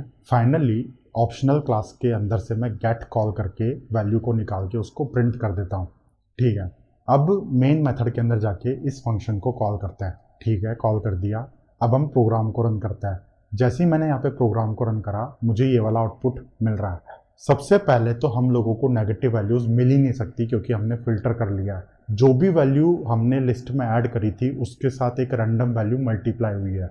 मल्टीप्लाई होने के बाद जो मैक्सिमम निकल के आया है वो यही है, ठीक है। फिर हमारे पास यहाँ पे अगला क्वेश्चन है। इसमें हमारे पास एक लिस्ट ऑफ इंटीजर्स हैं और हमें सारे इंटीजर्स को आपस में एक दूसरे से मल्टीप्लाई करना है। यहाँ पे थोड़ा सा ट्रिकी है और यहाँ पे आपको रिड्यूस के बारे में पता चलेगा। रिड्यूस का मतलब क्या होता है, इसके लिए हम लोग एक अलग फंक्शन बनाते हैं। मैंने एक फंक्शन बना लिया, मेथड बना लिया बेसिकली। उसके अंदर सबसे पहले मैं यहाँ पे एक लिस्ट ऑफ इंटीजर बनाता हूँ। यहाँ पे मैंने 3 वैल्यूज़ को ऐड कर रखा है। इन तीनों को आपस में मल्टीप्लाई करके हमें फाइनल रिजल्ट चाहिए, ठीक है। सबसे पहले मैं यहाँ पे लिस्ट के ऊपर स्ट्रिंग निकालता हूँ। उसके आगे मैं यहाँ पे लिखता हूँ सिंपल सा डॉट रिड्यूस। रिड्यूस के अंदर मुझे यहाँ पे एक लैम्डा पास करनी है। इस तरीके से मैंने यहाँ पे लैम्डा पास कर दी और इसको मैंने ऑप्शनल क्लास के वेरिएबल में असाइन कर दिया, ठीक है। अब ऑप्शनल क्लास के अंदर से मैं यहाँ पे गेट को कॉल करके वैल्यू को प्रिंट कर देता हूँ, ठीक है। कोड तो इसका 2 लाइनों का ही है दोस्तों, कोड में कोई दिक्कत नहीं है। लेकिन रिड्यूस क्या होता है, रिड्यूस का मतलब क्या है, कंसेप्चुअली कैसे काम करता है, ये इसको समझते हैं। बेसिकली रिड्यूस मतलब कि 2 वैल्यूज़ को कंबाइन करके एक सिंगल वैल्यू निकाल के लाना। हमारे पास यहाँ पे लिस्ट के अंदर 3 इंटीजर्स हैं, 1 2 3। तो जब ये रिड्यूस ऑपरेशन काम करेगा तो इसके अंदर 2 वैल्यूज़ आती हैं। सबसे पहले 1 और 2 आएगा, उन दोनों को मल्टीप्लाई करके हमने यहाँ पे 3rd वैल्यू रिटर्न कर दी। तो सबसे पहले 1 और 2 मल्टीप्लाई होंगे तो हमें रिजल्ट मिलेगा 2, ठीक है। फिर जब दोबारा से रिड्यूस ऑपरेशन कॉल होगा तो वहाँ पे अगेन हमारे पास यहाँ पे 2 वैल्यूज़ आएंगी। पहली वैल्यू तो होगी पुराने ऑपरेशन का रिजल्ट जो कि है हमारे पास 2, और नई वाली वैल्यू क्या होगी 3। तो फाइनली हमने यहाँ पे 2 और 3 को मल्टीप्लाई करके रिजल्ट रिटर्न कर रखा है। रिड्यूस ऑपरेशन इसी तरीके से काम करता है। यहाँ पे मैंने 3 इंटीजर्स का एग्जांपल लिया है। आपके पास 3 इंटीजर हो, चाहे 300 हो, चाहे 3 लाख हो, कोई फर्क नहीं पड़ता। पहले 2 वैल्यूज़ आएंगी, दोनों वैल्यूज़ को कंबाइन करके एक वैल्यू निकलेगी। फिर उस वैल्यू को दूसरी वैल्यू के साथ दिया जाएगा, उन दोनों वैल्यूज़ को मल्टीप्लाई किया जाएगा। फिर वो चौथी वैल्यू के साथ मल्टीप्लाई होगा, फिर वो 5वीं वैल्यू के साथ। इस तरीके से आपका रिड्यूस ऑपरेशन काम करता है। रिड्यूस नाम से पता चल रहा है कि बड़ी चीज़ को छोटी चीज़ में रिड्यूस कर दो। बड़ी चीज़ मतलब मल्टीपल वैल्यूज़। जैसे यहाँ पे 3 वैल्यूज़ है, 3 को रिड्यूस करके हमने सिंगल वैल्यू निकाल ली है। पहले 2 को मल्टीप्लाई करा, ठीक है, रिजल्ट आ गया। उस रिजल्ट को तीसरे के साथ मल्टीप्लाई करो, फिर जो रिजल्ट आएगा उसको चौथे के साथ मल्टीप्लाई करो, एंड सो ऑन। ये ऑपरेशन आपका चलता रहता है जब तक कि आपके स्ट्रिंग के अंदर सारे एलिमेंट्स खत्म नहीं हो जाते, ठीक है।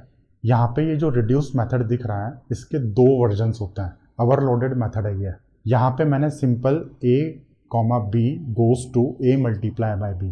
अगर आप चाहो तो स्टार्टिंग में एक आइडेंटिटी वैल्यू दे सकते हो। मैं यहाँ पे इस तरीके से एक आइडेंटिटी वैल्यू दे देता हूँ।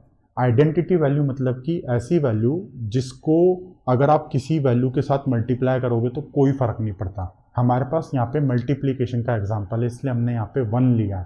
आप 1 को किसी के साथ भी मल्टीप्लाई करो, कोई फ़र्क नहीं पड़ता। अब मुझे यहाँ पे ऑप्शनल नहीं मिलेगा, अब मुझे यहाँ पे डायरेक्टली रिजल्ट मिल गया, उसको मैं डायरेक्टली इंटीजर में असाइन कर देता हूँ, ठीक है। तो कहने का मतलब क्या है, पहले वाले में और अभी वाले में फ़र्क क्या है? फ़र्क कुछ नहीं है, काम दोनों सेम तरीके से करेंगे। एक केस में हमें ऑप्शनल मिल रहा था, दूसरे केस में हमें ऑप्शनल नहीं मिल रहा है। ऑप्शनल का मतलब है कि वहाँ पे रिजल्ट की गारंटी नहीं है। हो सकता है ऑप्शनल के अंदर वैल्यू ना हो, लेकिन इस केस में हमें रिजल्ट की गारंटी मिलती है क्योंकि हमने यहाँ पे एक आइडेंटिटी वैल्यू को पास कर रखा है। जब हमने यहाँ पे आइडेंटिटी वैल्यू दे दी तो वो किस तरीके से काम करेगा। हमारे पास यहाँ पे 3 इंटीजर्स हैं 1 2 3। स्टार्टिंग में हमारे पास एक आइडेंटिटी वैल्यू है 1। तो सबसे पहले जब ये रिड्यूस चलेगा तो 1 को 1 के साथ मल्टीप्लाई किया जाएगा, वहाँ पे हमें 1 मिलेगा। उस वैल्यू को फिर 2 के साथ मल्टीप्लाई किया जाएगा तो 2 मिलेगा। फिर उस रिजल्ट को 3 के साथ मल्टीप्लाई किया जाएगा तो 6 मिलेगा। अगर हम लोग यहाँ पे सम कर रहे होते हैं नंबर्स का तो आइडेंटिटी वैल्यू क्या होती? जिन लोगों को पता है नीचे कमेंट सेक्शन में पोस्ट करके बताओ। सम के केस में आइडेंटिटी वैल्यू 1 नहीं हो सकती क्योंकि अगर आप 1 को किसी नंबर के साथ ऐड करोगे तो नंबर बदल जाएगा। सम के केस में आपकी आइडेंटिटी वैल्यू होती है 0। ये नॉर्मल मैथमेटिक्स के मतलब कंसेप्ट हैं, मैं कुछ नया नहीं बता रहा हूँ आपको। यहाँ पे इंपॉर्टेंट मुद्दा है कि रिड्यूस समझना है आपको। मुझे उम्मीद है आपको रिड्यूस समझ में आया होगा। रिड्यूस को समझने के बाद हम लोग क्या करते हैं, मेन मेथड में जाके इस फंक्शन को कॉल करते हैं। फंक्शन को कॉल करने के बाद मैं यहाँ पे प्रोग्राम को दोबारा से रन करता हूँ। जैसे ही मैं यहाँ पे प्रोग्राम को रन करूँगा हमें यहाँ पे करेक्ट रिजल्ट दिख रहा है। मल्टीप्लिकेशन का रिजल्ट करेक्ट है, एक्सपेक्टेड 6 है, हमें यहाँ पे 6 ही दिख रहा है। ओके, अब हम आगे बढ़ते हैं। यहाँ पे हम लोगों के पास एक लिस्ट है जिसके अंदर स्टूडेंट्स के ऑब्जेक्ट्स हैं। हमें यहाँ पे ऐसे स्टूडेंट्स का पता लगाना है जिसका नाम ए से स्टार्ट होता है। ठीक है, सबसे पहले मैं यहाँ पे एक नया मेथड बनाता हूँ। बना लिया मैंने। अब मुझे यहाँ पे एक लिस्ट ऑफ स्टूडेंट बनाना है। तो स्टूडेंट कोई क्लास तो है नहीं हमारे पास कोड में, तो सबसे पहले हम लोग सबसे नीचे जाके एक रिकॉर्ड बनाते हैं स्टूडेंट का। स्टार्टिंग में स्टूडेंट के सिर्फ 2 ही प्रॉपर्टीज़ होंगी, उसकी आईडी और उसका नाम। आईडी आपकी इंटीजर टाइप की है, नेम आपके स्ट्रिंग टाइप का है। ठीक है, रिकॉर्ड बनने के बाद वापस से मैं मेथड के अंदर जाके लिस्ट ऑफ स्टूडेंट बनाता हूँ। बना ली मैंने। अब इस लिस्ट के अंदर मैं 4-5 स्टूडेंट्स को ऐड कर देता हूँ। ठीक है, तो सबसे पहले हम लोग इस लिस्ट के ऊपर स्ट्रीम निकालते हैं। स्ट्रीम निकालने के लिए अगेन मैं यहाँ पे स्ट्रीम मेथड को कॉल करता हूँ। ठीक है, फिर मुझे यहाँ पे फिल्टर करना है। फिल्टर करके मुझे ऐसे स्टूडेंट्स चाहिए जिसका नाम ए से स्टार्ट होता है। तो उसको मैं इस तरीके से लिखूंगा, dot filter s goes to s dot get name dot starts with a. S हमारे पास एक स्टूडेंट क्लास का ऑब्जेक्ट है। उस ऑब्जेक्ट के ऊपर मैंने यहाँ पे नेम को कॉल करा तो मुझे उसका नाम मिल गया। स्टार्ट्स विथ आपका एक फंक्शन है स्ट्रिंग क्लास के अंदर, तो अगर उसका नाम ए से स्टार्ट होता है तो यहाँ पे मुझे ट्रू मिलेगा। ये फिल्टर ऑपरेशन सक्सेसफुली चलेगा। फाइनली इसको हम लोग एक लिस्ट में कलेक्ट कर लेते हैं। कलेक्ट करने के लिए अगेन हम लोग यहाँ पे डॉट कलेक्ट लगा के कलेक्टर्स डॉट टू लिस्ट लिख देते हैं। तो मुझे यहाँ पे एक फाइनल रिजल्ट मिल गया। इसको मैं यहाँ पे system dot out dot print line करके प्रिंट कर देता हूँ। अब मेन मेथड में जाके इस फंक्शन को कॉल करते हैं। फंक्शन को कॉल किया, अब मैं वापस से प्रोग्राम को रन करता हूँ। जैसे ही मैं यहाँ पे प्रोग्राम को रन करूँगा मुझे यहाँ पे करेक्ट आउटपुट दिख रहा है। मेरे को यहाँ पे ऐसे स्टूडेंट्स निकल के आए हैं जिसका नाम ए से स्टार्ट होता है। ओके, अब हमारे पास यहाँ पे सबसे लास्ट क्वेश्चन है। अगेन हमारे पास यहाँ पे एक लिस्ट है जिसके अंदर बहुत सारे स्टूडेंट्स हैं। हमें यहाँ पे यूनिक आईडीज़ निकालनी है स्टूडेंट्स की। ठीक है, तो उसके लिए क्या करेंगे, सबसे पहले मैं यहाँ पे एक मेथड बना लेता हूँ। बना लिया। उसके बाद मैं यहाँ पे एक लिस्ट बनाता हूँ, लिस्ट ऑफ स्टूडेंट। लिस्ट का कोई नाम is equal to new array list. इसके अंदर मैं यहाँ पे 4-5 स्टूडेंट्स को ऐड कर देता हूँ। यहाँ पे डुप्लीकेट स्टूडेंट्स को ऐड कर रखा है। जिसकी आईडी डुप्लीकेट है वो वाले यूजर्स ऐड है, स्टूडेंट्स ऐड है। हमें यहाँ पे सिर्फ यूनिक पता लगाना है, तो इसको करते हैं। इसको करने का बहुत ही सिंपल तरीका है दोस्तों। सबसे पहले मैं यहाँ पे लिस्ट डॉट स्ट्रीम लिखता हूँ। मेरे को स्ट्रीम मिल गई। उसके ऊपर मुझे सिर्फ आईडी चाहिए। यहाँ पे पूरे स्टूडेंट ऑब्जेक्ट से मुझे कोई फ़र्क नहीं पड़ता, मुझे स्टूडेंट की आईडी चाहिए। तो मेरे को यहाँ पे मैप करना पड़ेगा। तो मैं यहाँ पे लिखता हूँ मैप टू इंट। मैप का एक ओवरलोडेड मेथड है, ये एक अलग फॉर्म है। ये डायरेक्टली आपको इंटीजर में कन्वर्ट करके देता है। ठीक है, इसके अंदर मैंने लिखा s goes to s dot I D.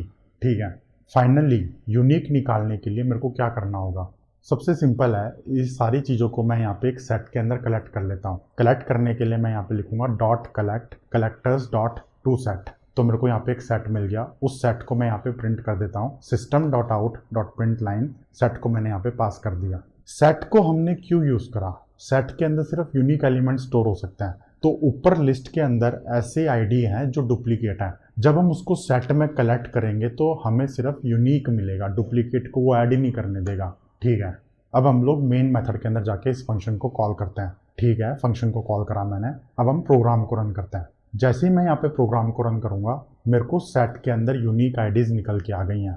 मुझे उम्मीद है कि आपको ये सारे कंसेप्ट क्लियर हुए होंगे। अब हम लोग ब्लैक बोर्ड पे चलते हैं और कुछ इंपॉर्टेंट कंसेप्ट्स के बारे में बात करते हैं। अभी हम लोगों ने स्ट्रीम एपीआई को समझा। पुराने कुछ वीडियो में हम लोगों ने आईओ स्ट्रीम्स के बारे में बात करी थी। तो वो वाली भी एक स्ट्रीम है, ये भी एक स्ट्रीम है। दोनों के अंदर डिफरेंस क्या होता है हम उसको डिस्कस करते हैं। जब हम लोग स्ट्रीम एपीआई की बात करते हैं तो हमारे पास जो डाटा सोर्स होता है वो आपके फिजिकल मेमोरी रैम के अंदर होता है। जो भी आपने कलेक्शन बनाया, जो भी आपने लिस्ट बनाई, एरे बनाया, वो सारा का सारा डाटा आपके रैम के अंदर है। उस डाटा के ऊपर आपने जो भी ऑपरेशंस परफॉर्म करें वो भी रैम के अंदर परफॉर्म हो रहा है। और फाइनली जब हमने रिजल्ट निकाला, उसको लिस्ट में कन्वर्ट करा, रिड्यूस करा, मिनिमम निकाला, मैक्सिमम निकाला, वो जो भी रिजल्ट है वो आपके रैम में स्टोर होता है। यहाँ पे कोई इनपुट आउटपुट परफॉर्म नहीं किया जाता। जब हम लोग इनपुट आउटपुट के बारे में बात करते हैं तो वहाँ पे आपका डाटा किसी एक्सटर्नल डिवाइस से रीड होके आता है। जैसे कि हम लोगों ने फाइल को रीड करा था, तो डाटा आपके फाइल के अंदर है। फाइल आपका एक एक्सटर्नल रिसोर्स है। हम उस रिसोर्स के ऊपर स्ट्रीम निकालते हैं। तो फाइल से डाटा निकल के आपके रैम में लोड होता है और फिर उस डाटा के ऊपर हम कुछ प्रोसेसिंग करते हैं। ठीक है, जब हम आईओ की बात करते हैं तो वहाँ पे आपका डाटा बाइट बाय बाइट आता है। फाइल के अंदर मान लो 10 MB की फाइल है, तो 10 MB की फाइल को आप बाइट बाय बाइट रीड करोगे। अगर वो टेक्स्ट फाइल है तो आप उसको स्ट्रिंग में कन्वर्ट कर दोगे। अगर वो नॉर्मल कोई बाइनरी फाइल है तो आप उसको बाइट एरे में स्टोर करोगे। यहाँ पे स्ट्रीम एपीआई के अंदर हम लोग ऑब्जेक्ट बाय ऑब्जेक्ट चलते हैं। जो भी कलेक्शन है, जो भी एरे है, वो ऑब्जेक्ट्स हैं। यहाँ पे कोई बाइट नहीं है। एक पूरा का पूरा ऑब्जेक्ट सिंगल आपके स्ट्रीम से प्रोसेस होके रिजल्ट में कन्वर्ट होता है। वहाँ पे बाइट के ऊपर काम चलता है, यहाँ पे ऑब्जेक्ट्स के ऊपर काम चलता है। ये बहुत मेजर डिफरेंस है। जब हम आईओ की बात करते हैं तो वहाँ पे आपको रिसोर्सेज को क्लोज करना पड़ता है। जैसे कि फाइल है, अगर आपने फाइल को रीड करा है तो आपको वहाँ पे क्लोज करना पड़ेगा। हमने वहाँ पे ट्राई विथ रिसोर्स का सिंटैक्स यूज़ करा था। हम यहाँ पे जब कलेक्शन की बात करते हैं स्ट्रीम एपीआई के अंदर, तो हमें क्लोज करने की कोई ज़रूरत नहीं है, क्योंकि ये कोई एक्सटर्नल रिसोर्स नहीं है, तो यहाँ पे क्लोज नहीं करना पड़ता। ठीक है, तो ये मोटे मोटे 3-4 मेजर डिफरेंसेस होते हैं दोनों के अंदर। ओके, अब हम आगे बढ़ते हैं और पैरेलल स्ट्रीम के बारे में डिस्कशन करते हैं। अभी तक हमने जो भी ऑपरेशन परफॉर्म करा है ये सीक्वेंशियल स्ट्रीम है। हम लोग पैरेलल स्ट्रीम भी क्रिएट कर सकते हैं किसी एक डाटा सोर्स के ऊपर। अगर आपके पास एक सिंगल कलेक्शन है तो आप उस कलेक्शन के ऊपर पैरेलल स्ट्रीम क्रिएट करके पैरेलल प्रोसेसिंग कर सकते हो। हम जरा इसको कंसेप्चुअली समझते हैं चलता कैसे है। मैंने यहाँ पे एक कलेक्शन बनाया, नीचे एक दूसरा कलेक्शन बना दिया। ये हमारा डाटा सोर्स है। ऊपर मैं सीक्वेंशियल स्ट्रीम के बारे में बात करूंगा, नीचे मैं पैरेलल स्ट्रीम के बारे में बात करूंगा। तो जब मैं सीक्वेंशियल स्ट्रीम बनाता हूँ तो वहाँ पे आपका ऑब्जेक्ट 1 बाय 1 करके निकलता है। पहले एक ऑब्जेक्ट निकला, उस पर ऑपरेशन अप्लाई हुए, फिर वो रिजल्ट में कन्वर्ट हो गया। फिर दूसरा ऑब्जेक्ट निकला, उस पर ऑपरेशन अप्लाई हुए, फिर वो रिजल्ट में कन्वर्ट हो गया। 1 बाय 1 ध्यान रखने वाली बात है। जब हम पैरेलल स्ट्रीम की बात करते हैं तो वहाँ पे हमारे पास प्रोसेसिंग करने के लिए मल्टीपल थ्रेड्स होते हैं। जैसे एज्यूम कर लो आपके पास 3 थ्रेड्स हैं, तो आपके कलेक्शन में से जो भी आइटम्स निकलेंगे वो 1 बाय 1 करके नहीं निकलेंगे। पहले एक थ्रेड के अंदर आइटम चला गया, दूसरे थ्रेड के अंदर चला गया, तीसरे थ्रेड के अंदर चला गया। तो एक साथ आप मल्टीपल ऑब्जेक्ट्स के ऊपर ऑपरेशन परफॉर्म करते हो जब हम पैरेलल स्ट्रीम के बारे में बात करते हैं। और फाइनली जब हम उसको रिजल्ट में कन्वर्ट करते हैं तो वो सारे पैरेलल थ्रेड्स के ऑपरेशन को कंबाइन करके एक सिंगल रिजल्ट मिलता है हमें। ठीक है, तो रिजल्ट निकालने के लिए हमारे पास टर्मिनल ऑपरेशन है, बीच का काम करने के लिए हमारे पास इंटरमीडिएट ऑपरेशन है। इंटरमीडिएट ऑपरेशंस की एक स्पेशल प्रॉपर्टी होती है, वो स्टेटलेस होने चाहिए, नॉन इंटरफेयरिंग होने चाहिए और एसोसिएटिव होने चाहिए। ये मैंने आपको थ्योरी बताई है। ये थ्योरी बहुत इंपॉर्टेंट है आगे आने वाले टाइम में, जब मैं आपको इसका कोड लिख के दिखाने वाला हूँ। अगर आपके इंटरमीडिएट ऑपरेशन ये तीनों प्रॉपर्टी को फॉलो नहीं करेंगे तो वहाँ पे दिक्कत हो जाएगी। जब हम थ्रेड्स के रिजल्ट को कंबाइन करेंगे तब वहाँ पे हमें दिक्कत हो जाएगी। अब हम इसको कोड में लिख के समझते हैं। कोड में आने के बाद हम लोग यहाँ पे एक नई क्लास बनाते हैं। क्लास बनाने के लिए एसआरसी पे जाओ, न्यू जावा क्लास। क्लास का नाम हम दे देते हैं पैरेलल स्ट्रीम। इसके अंदर अगेन मैं एक मेन मेथड बना लेता हूँ। ठीक है, बना लिया। अब इसके अंदर हम लोग कोड लिखना स्टार्ट करते हैं। पैरेलल स्ट्रीम के कंसेप्ट को समझने के लिए मैं यहाँ पे बहुत ही सिंपल एग्जांपल लेने वाला हूँ। आपके पास एक लिस्ट ऑफ इंटीजर्स है, आपको स्क्वायर रूट निकाल के सभी नंबर्स को आपस में मल्टीप्लाई करना है, फाइनल रिजल्ट निकाल के लेके आना है। ठीक है, इसको हम लोग एक बार नॉर्मल तरीके से करते हैं, फिर इसको हम लोग स्ट्रीम के तरीके से करेंगे। मैं यहाँ पे एक लिस्ट बनाता हूँ, इस तरीके से मैंने यहाँ पे एक लिस्ट बना दी। उसके अंदर मैंने यहाँ पे 5-6 नंबर्स को ऐड कर दिया। सबसे पहले मुझे यहाँ पे स्क्वायर रूट निकालना है, फिर हर एक नंबर को एक दूसरे से मल्टीप्लाई करना है। उसके लिए मैं यहाँ पे सबसे पहले एक वेरिएबल बनाता हूँ, double product is equal to 1। ठीक है, फिर मैं यहाँ पे फॉर लूप लगाता हूँ। फॉर लूप के अंदर मैं सबसे पहले नंबर का स्क्वायर रूट निकालता हूँ, फिर उस स्क्वायर रूट को मैं प्रोडक्ट से मल्टीप्लाई करता हूँ और उसको वापस प्रोडक्ट में असाइन कर देता हूँ। सबसे एंड में मैं यहाँ पे system.out.println करके फाइनल रिजल्ट को प्रिंट कर देता हूँ। तो अब जैसे ये कोड चलेगा होगा क्या, सबसे पहले आपका फॉर लूप के अंदर पहला नंबर आया, उसका स्क्वायर रूट निकला, वो 1 से मल्टीप्लाई हो गया, तो वो वही वैल्यू है। ठीक है, फिर लूप दोबारा चलेगा, दोबारा नंबर आएगा, उसका स्क्वायर रूट निकलेगा और वो पुराने वाले रिजल्ट के साथ मल्टीप्लाई होकर प्रोडक्ट के अंदर असाइन हो गया। इस तरीके से जब तक आपके नंबर्स खत्म नहीं हो जाते तब तक आपका ये लूप चलता रहेगा। अब अगर मुझे ये सेम काम को स्ट्रीम यूज़ करके करना है तो मैं कैसे करूँगा। मैं यहाँ पे लिस्ट के ऊपर एक स्ट्रीम निकालता हूँ, ठीक है। उसके बाद मैं यहाँ पे रिड्यूस को कॉल करता हूँ। दो नंबर्स को रिड्यूस करके सिंगल वैल्यू निकालनी है, जैसे हमने पुराने एग्जाम्पल में देखा था। आइडेंटिटी वैल्यू मेरे पास 1 होगी। उसके बाद कॉमा लगा के मैं यहाँ पे एक लैम्डा को पास करता हूँ, ठीक है। तो लैम्डा के अंदर मैंने एक वैल्यू को मल्टीप्लाई कर रखा है दूसरे के स्क्वायर रूट के साथ, ठीक है। पहली वैल्यू हमेशा हमारे को आइडेंटिटी वैल्यू मिलती है, सेकंड वैल्यू का स्क्वायर रूट निकाल के मल्टीप्लाई करके रिजल्ट आ गया मेरे पास। अब हम प्रोग्राम को रन करते हैं। यहाँ पे मैंने दो तरीके से मल्टीप्लाई कर रखा है, एक तो नॉर्मल फॉर लूप को यूज़ करके, एक स्ट्रीम एपीआई को यूज़ करके। प्रोग्राम को रन करने के बाद आपको ये वाला आउटपुट दिख रहा है। यहाँ पे दोनों केस में हमें सेम रिजल्ट मिल रहा है, ठीक है। वहाँ पे हम लोगों ने पैरेलल स्ट्रीम नहीं बनाई है, वहाँ पे हम लोगों ने सीक्वेंशियल स्ट्रीम बनाई है, ओके। अब आप इमेजिन करो कि आप पैरेलल स्ट्रीम बनाते हो, आप ये स्ट्रीम को हटा के यहाँ पे पैरेलल स्ट्रीम लिख देते हो और आपको पूरे कोड में कोई चेंज करने की ज़रूरत नहीं है। सिर्फ इतना सा चेंज करने से आप पैरेलल प्रोसेसिंग कर सकते हो। पहले जो आप सीक्वेंशियल कर रहे थे, अब आप पैरेलल करने लग गए, ठीक है। लेकिन यहाँ पे एक बहुत बड़ी दिक्कत है। अब मैं वापस से प्रोग्राम को रन करता हूँ। जैसे ही मैं यहाँ पे प्रोग्राम को रन करूँगा, आप ये देखो ये वाला आउटपुट मिल रहा है। नॉर्मल यूज़ करके जो हमने मल्टीप्लाई करा था उस केस में हमारा आउटपुट अलग है, स्ट्रीम को यूज़ करके जो हमने मल्टीप्लाई करा था उस केस में हमारा आउटपुट अलग है। यही दिक्कत होती है जो मैंने आपको कहा था कि नॉन इंटरफेयरिंग होना चाहिए, एसोसिएटिव होना चाहिए, फलाना ढिमाका, वो सारे टर्म्स थे दोस्तों। उसका मतलब ये होता है। यहाँ पे बेसिकली हो क्या रहा है, यहाँ पे आपके लिस्ट में से नंबर निकल के आएंगे, वो अलग अलग थ्रेड्स में एक दूसरे से मल्टीप्लाई होंगे और फाइनल जो रिजल्ट आएगा उसको हमने सही तरीके से कलेक्ट नहीं कर रखा, सही तरीके से हमने उसको कंबाइन नहीं कर रखा, इसीलिए हमें यहाँ पे गलत आउटपुट दिख रहा है। इसको सही करने के लिए ना बहुत ही सिंपल तरीका है। रिड्यूस के अंदर दो अलग अलग फंक्शंस होते हैं। हमने यहाँ पे जो लैम्डा दे रखी है ये आपका एक्यूमुलेटर होता है। इसके अलावा एक चीज़ और होती है जिसको बोलते हैं कंबाइनर। एक्यूमुलेटर मतलब कि इंडिविजुअल रिजल्ट्स को एक्यूमुलेट करो, कंबाइनर मतलब कि जो मल्टीपल थ्रेड्स में प्रोसेसिंग हो रखी है उनके रिजल्ट्स को कंबाइन करो। तो इसको फिक्स करने के लिए मुझे यहाँ पे इस तरीके से लिखना पड़ेगा। अब मेरा ये रिजल्ट बिल्कुल सही आएगा। तो यहाँ पे मैंने चेंज क्या करा, यहाँ पे मैंने कॉमा लगा के कंबाइनर फंक्शन दे रखा है। एक्यूमुलेट करने के केस में तो एक नंबर उसके स्क्वायर रूट से मल्टीप्लाई हो रहा है, ठीक है, कोई दिक्कत नहीं है। लेकिन हमारे थ्रेड्स अलग अलग हैं, तो जब वो पार्शियल रिजल्ट फाइनली कंबाइन होगा तो वहाँ पे हमें पार्शियल रिजल्ट्स को आपस में मल्टीप्लाई करना है, वहाँ पे हमें अलग से स्क्वायर रूट नहीं निकालना है, ठीक है। अभी ये टॉपिक उठ के आया तो मैं आप लोगों को बता रहा हूँ। जर्नली मोस्टली इतना डिटेल में जाने की जरूरत नहीं होती है। यूट्यूब पे कोई भी एक ऐसा वीडियो नहीं है जो आपको इतना डिटेल में बताने वाला है जितना डिटेल में मैं आपको अभी बता रहा हूँ। अभी ये दिमाग में था तो मैंने आपको बता दिया। बेसिकली कहने का मतलब है जब आप पैरेलल स्ट्रीम के ऊपर कुछ काम करते हो तो वहाँ पे आपको इस बात का ध्यान रखना है कि पार्शियल रिजल्ट्स को किस तरीके से कंबाइन किया जाता है। पार्शियल रिजल्ट मतलब कि जो इंडिविजुअल थ्रेड में से रिजल्ट निकल के आया उसको आप किस तरीके से कंबाइन करोगे। यहाँ पे हमने कंबाइन करने के लिए दोनों को आपस में मल्टीप्लाई करा। पहले वाले केस में हम लोग स्क्वायर रूट से मल्टीप्लाई कर रहे थे जो कि गड़बड़ है, ठीक है। अब हम वापस से प्रोग्राम को रन करते हैं। जैसे ही मैं यहाँ पे प्रोग्राम को रन करूँगा, आप ये देखो ये वाला आउटपुट मिल रहा है। बिना स्ट्रीम को यूज़ करे आपको ये आउटपुट मिला, ठीक है।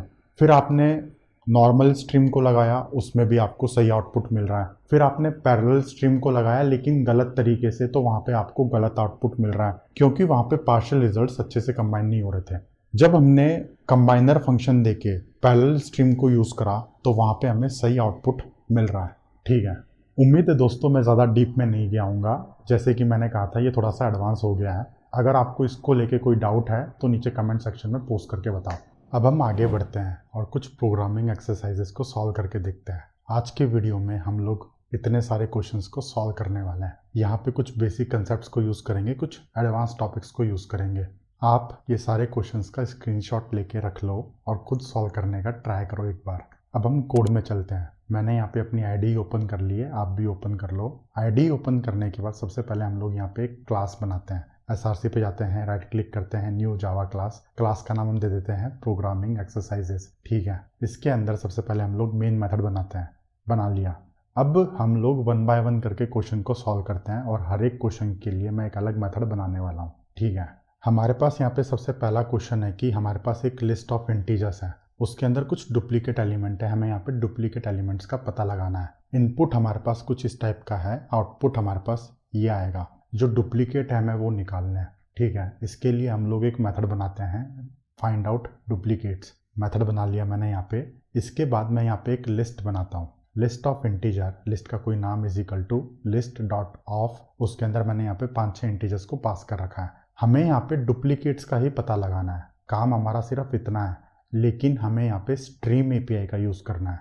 इसके लिए हम लोग यहाँ पे एक सेट बनाते हैं, सेट ऑफ इंटीजर, सेट का कोई नाम is equal to new hash set. अभी ये सेट का यूज़ कहाँ पे है अभी हम लोग देखते हैं। इतना करने के बाद हम लोग लिस्ट के ऊपर स्ट्रीम निकालते हैं, ठीक है। ये मेरी स्ट्रीम निकल गई। इसके बाद मैं यहाँ पे फिल्टर का यूज़ करता हूँ।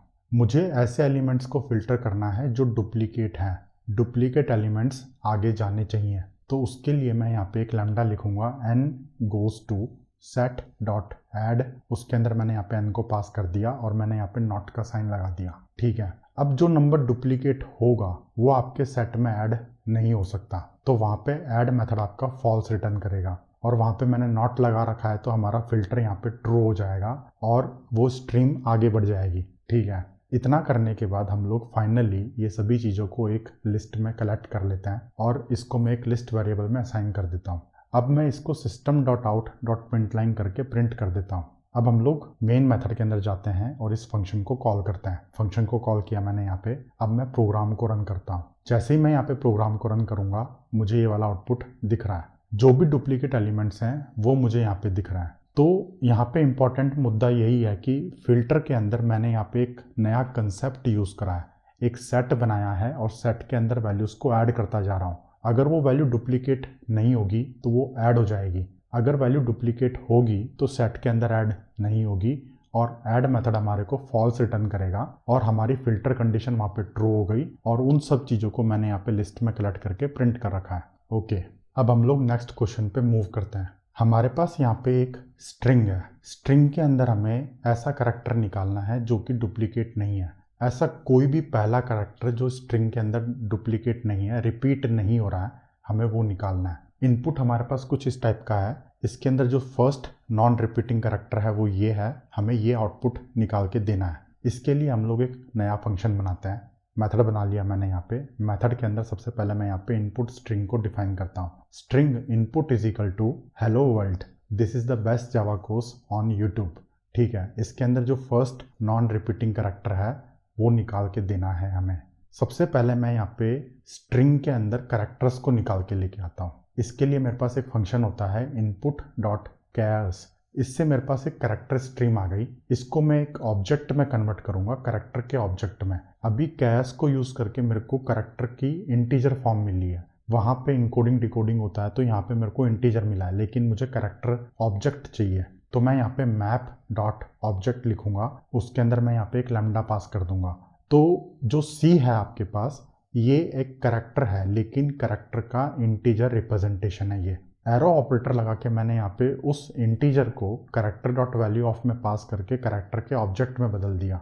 जैसे वहाँ पे 6, 7, 8, 9 इस टाइप से करैक्टर्स आएंगे, यहाँ पे ABCD इस टाइप से करैक्टर्स आएंगे मैप करने के बाद। मैप करने के बाद मुझे यहाँ पे फिल्टर ऑपरेशन लगाना है। मुझे ऐसा करैक्टर चाहिए जो कि रिपीट ना हो रहा हो। तो फिल्टर के अंदर मैं यहाँ पे इस तरीके से लिखूंगा, dot filter C goes to input dot index of C equal to input dot last index of C। अब इसका मतलब क्या है दोस्तों? इसका मतलब ये है कि करैक्टर है मेरे पास C, तो इंडेक्स ऑफ मेथड आपके इंडेक्स निकाल के देता है करैक्टर का, ठीक है। फर्स्ट इंडेक्स निकाल के देता है करैक्टर का। लास्ट इंडेक्स ऑफ मेथड आपका लास्ट इंडेक्स निकाल के देता है करैक्टर का। तो ये फिल्टर ऑपरेशन में मैं ये कहना चाह रहा हूँ कि ऐसा करैक्टर दो मुझे जिसका फर्स्ट इंडेक्स और लास्ट इंडेक्स बराबर हो, मतलब कि वो रिपीट नहीं कर रहा हो। जो उसका फर्स्ट इंडेक्स है अगर वही उसका लास्ट इंडेक्स है, मतलब कि वो रिपीट नहीं कर रहा है, ठीक है। फिल्टर करने के बाद मैं यहाँ पे सिंपल फाइंड फर्स्ट को कॉल करता हूँ, ठीक है। उसको मैंने एक ऑप्शनल वेरिएबल में असाइन कर दिया। अब मैं इसको प्रिंट कर देता हूँ वैल्यू को गेट करके। फाइंड फर्स्ट बेसिकली एक टर्मिनल ऑपरेशन होता है जो कि कोई भी एक फर्स्ट वैल्यू को निकाल के हमें रिजल्ट दे देता है। हमारे को यहाँ पे ऐसे बहुत सारे करैक्टर्स हो सकते हैं जो कि रिपीट ना कर रहे हों, लेकिन जो फर्स्ट है हमें वही चाहिए, तो वो मैंने यहाँ पे फाइंड फर्स्ट से निकाल रखा है। अब मैं मेन मेथड के अंदर जाके इस फंक्शन को कॉल करता हूँ। कॉल करा मैंने मेथड को। यार एक्चुअली ना बार बार फंक्शन या मेथड मुंह से निकल रहा है, कहने का मतलब दोनों एक ही है, मेथड और फंक्शन सेम होते हैं। प्रोग्राम को रन करने के बाद हमें ये वाला आउटपुट दिख रहा है। ये वाला कैरेक्टर आपका नॉन रिपीटिंग कैरेक्टर है। यहाँ पे जावा केस सेंसिटिव लैंग्वेज है, तो केस के अकॉर्डिंग यहाँ पे मैच हो रहा है। एच कैपिटल में और एच स्मॉल में दोनों में फ़र्क है। अब हम लोग नेक्स्ट क्वेश्चन पे मूव करते हैं। यहाँ पे मेरे पास एक लिस्ट ऑफ स्ट्रिंग है। इस लिस्ट में से मुझे ऐसी स्ट्रिंग का पता लगाना है जिसकी लेंथ सबसे ज़्यादा है। नॉर्मल कोड यूज़ करके तो आप ये प्रोग्राम बहुत ही आसानी से कर सकते हो, लेकिन स्ट्रीम एपीआई को यूज़ करके कैसे करेंगे। इनपुट हमारे पास कुछ इस टाइप का है, ये वाला आउटपुट चाहिए मुझे। इस स्ट्रिंग की लेंथ सबसे ज़्यादा है, वही निकाल के लेके आना है मुझे, ठीक है। तो इसके लिए मैं एक नया मेथड बनाता हूँ, यहाँ पे बना लिया। अब इसके बाद मैं यहाँ पे एक लिस्ट ऑफ स्ट्रिंग बनाता हूँ। इसके अंदर मैंने 4-5 स्ट्रिंग को ऐड कर दिया, ठीक है। अब सबसे पहले मैं इसके ऊपर स्ट्रीम चलाता हूँ, लिस्ट डॉट स्ट्रीम, ठीक है। इतना काम तो हो गया। फिर उसके बाद मैं यहाँ पे मैक्सिमम को कॉल करता हूँ, डॉट मैक्स। डॉट मैक्स के अंदर मैं कंपैरेटर दे देता हूँ इस तरीके से, comparator dot comparing int string colon colon length. तो अब यहाँ पे होगा क्या, यहाँ पे सिंपल यह है कि जितनी भी स्ट्रिंग है सबके ऊपर स्ट्रीम चलेगी और उस स्ट्रिंग में से जो मैक्सिमम है वो निकल के आ जाएगी।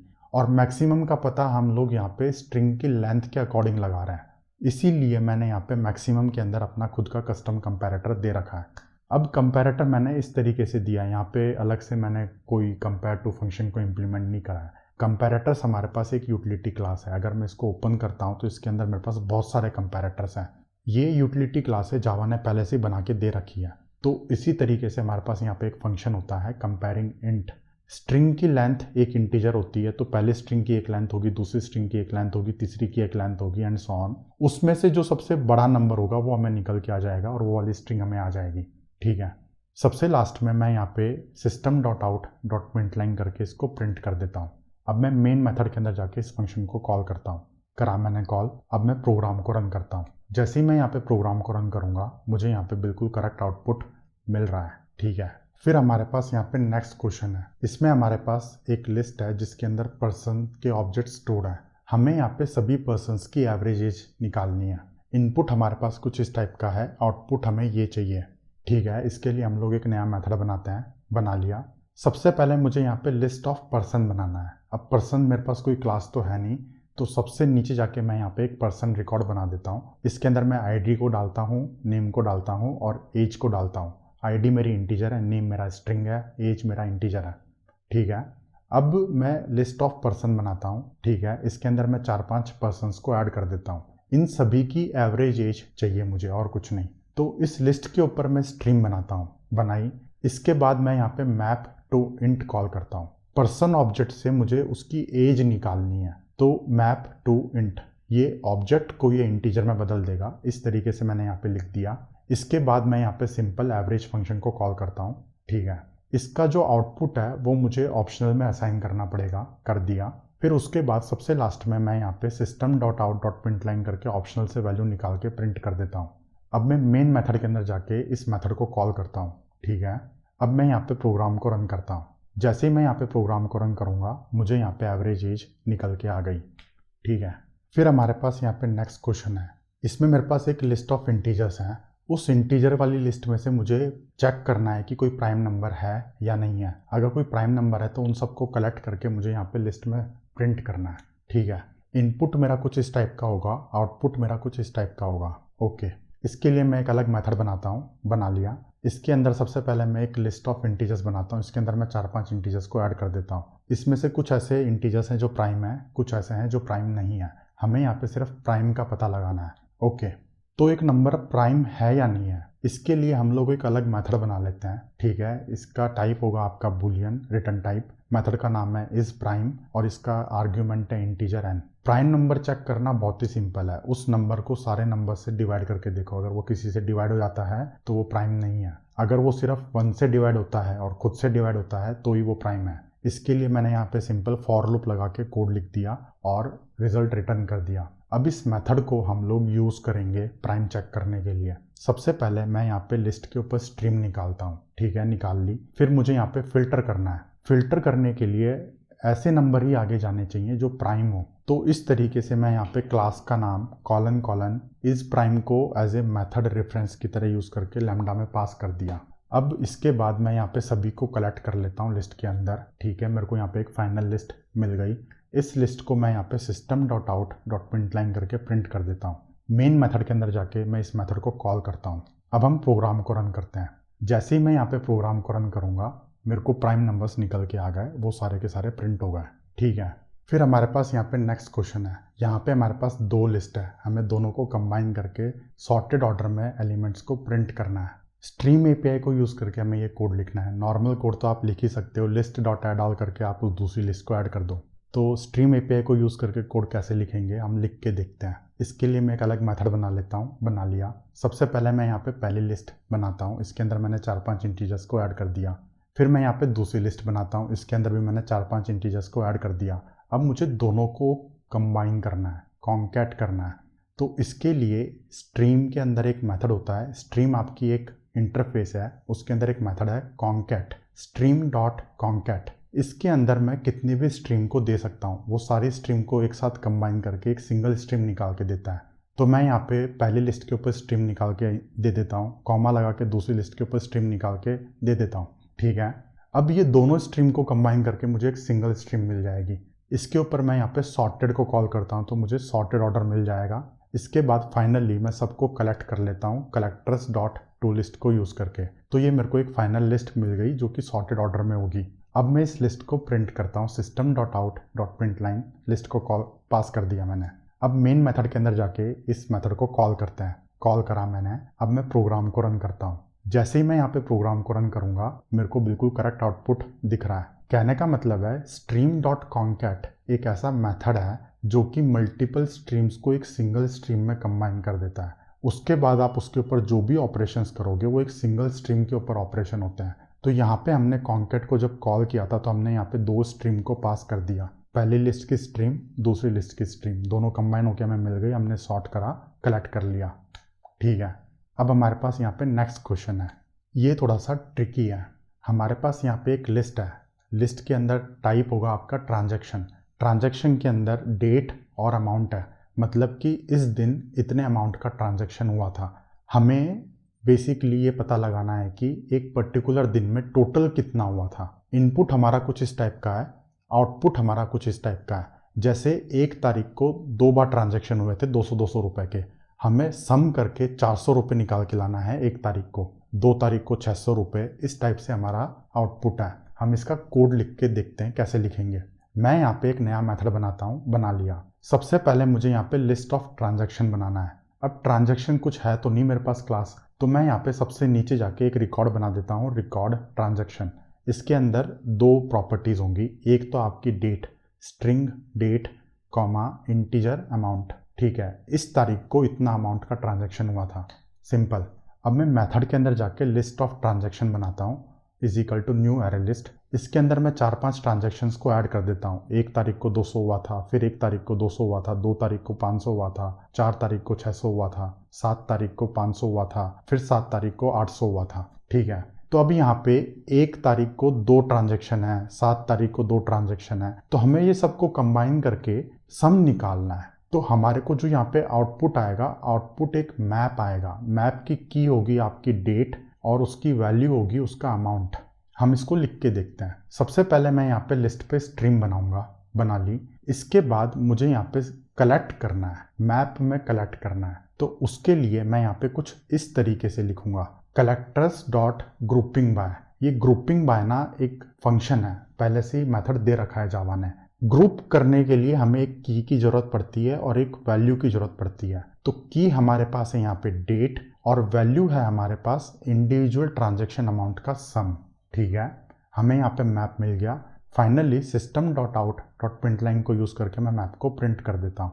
अब मैं मेन मेथड के अंदर जाके इसको कॉल करता हूँ। कॉल किया मैंने। अब मैं प्रोग्राम को रन करता हूँ। जैसे ही मैं यहाँ पे प्रोग्राम को रन करूँगा मुझे बिल्कुल सही आउटपुट दिख रहा है। ठीक है, फिर हमारे पास यहाँ पे सबसे लास्ट क्वेश्चन है। हमारे पास एक स्ट्रिंग है, उस स्ट्रिंग के अंदर एक पर्टिकुलर वर्ड कितनी बार आया है हमें उसकी फ्रीक्वेंसी निकालनी है। इनपुट हमारा कुछ इस टाइप से होगा, आउटपुट हमें ये चाहिए। अगेन यहाँ पे हमें ग्रुप को यूज़ करना पड़ेगा। की बनेगी हमारा वर्ड और वैल्यू बनेगा वो कितनी बार आया है। ठीक है, तो इसके लिए हम लोग एक नया मेथड बनाते हैं, बना लिया मैंने। इसके अंदर सबसे पहले मैं स्ट्रिंग को बनाता हूँ। स्ट्रिंग को मैंने यहाँ पे डिफाइन कर दिया। अब मुझे इस स्ट्रिंग में से वर्ड्स निकालने हैं। तो वर्ड्स कैसे निकलते हैं? स्ट्रिंग के अंदर एक मेथड होता है स्प्लिट। मैं एक पर्टिकुलर स्ट्रिंग को स्पेस के बेस पे स्प्लिट कर देता हूँ, तो उसके बाद मुझे एक एरे मिलेगा। उस एरे के ऊपर मैं यहाँ पे स्ट्रीम चलाता हूँ। ठीक है, एरेज डॉट स्ट्रीम में मैंने एरे को पास कर दिया। उसके बाद मुझे यहाँ पे कलेक्ट करना है, और again collectors dot grouping by को यूज़ करके मैं इस तरीके से कुछ लिखूंगा। यहाँ पे जो मेरी की है वो खुद वर्ड है, और कॉमा लगा के जो वैल्यू है वो कितनी बार आया है उसको यहाँ पे सम कर रखा है। फाइनली मैं इस मैप को प्रिंट कर देता हूँ system dot out dot print line. अब मैं मेन मेथड के अंदर जाके इसको कॉल करता हूँ। कॉल किया मैंने, ठीक है। अब मैं प्रोग्राम को रन करता हूँ। जैसे ही मैं यहाँ पे प्रोग्राम को रन करूँगा मेरे को बिल्कुल करेक्ट आउटपुट दिख रहा है। ठीक है दोस्तों, प्रोग्रामिंग एक्सरसाइजेस हमारी यहाँ पे डन हो गई। इसके बाद आप लोगों के लिए भी कुछ होमवर्क है। यहाँ पे कुछ क्वेश्चंस हैं, आप इनको सॉल्व करने का ट्राई करो। आपको यहाँ पे स्ट्रीम एपीआई के कंसेप्ट्स को यूज़ करना है। आज के वीडियो का सारा कोड आपको नीचे डिस्क्रिप्शन बॉक्स में मिल जाएगा। ये जितने भी क्वेश्चंस हैं इसको मैंने सॉल्व कर रखा है, आप लोगों के लिए अवेलेबल करा रखा है। अगर आपको कोई डाउट है गाइस तो नीचे कमेंट सेक्शन में पोस्ट करके बताओ। आज के लिए इतना ही फ्रेंड्स। अगर आपको वीडियो अच्छा लगा है तो लाइक करते हुए जाओ। अगर आपने चैनल को सब्सक्राइब नहीं किया है तो सब्सक्राइब कर लो। मिलते हैं अगले वीडियो में गाइस। तब तक के लिए take care and good luck to you. Thanks for watching.